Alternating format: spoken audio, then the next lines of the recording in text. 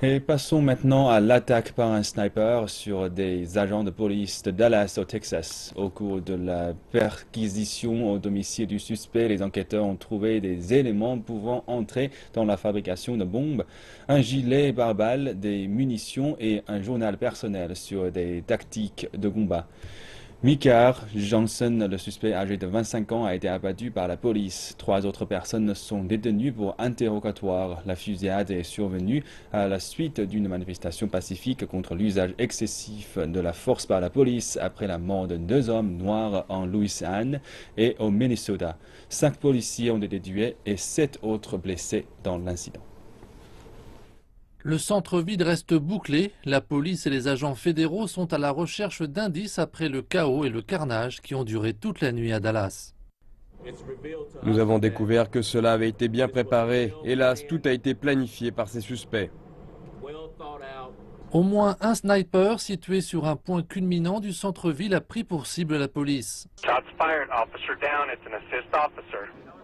5 officiers ont été tués, 7 autres blessés. Les violences ont débuté à la fin d'une marche pacifique qui s'était déroulée dans la ville.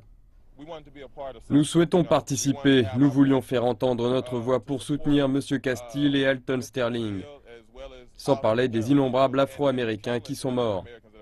Plusieurs centaines de manifestants s'étaient réunis pour protester contre les policiers récemment impliqués dans des fusillades sur le territoire américain. Alors qu'on entendait encore des tirs, des forces supplémentaires de police étaient mobilisées.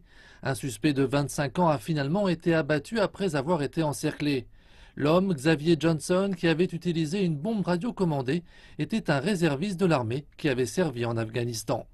Il a affirmé à la police vouloir tuer des officiers blancs en raison des dernières fusillades impliquant des policiers.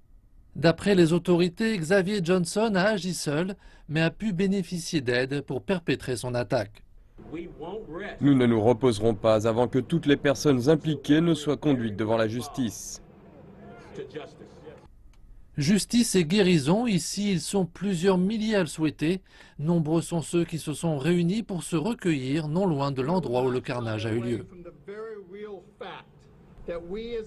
Nous n'allons pas nous dérober face au fait qu'en tant que ville, État et nation, nous faisons face à des problèmes raciaux. Ce combat qui a éclaté la nuit dernière était la pire des attaques sur des forces de police depuis les attentats du 11 septembre.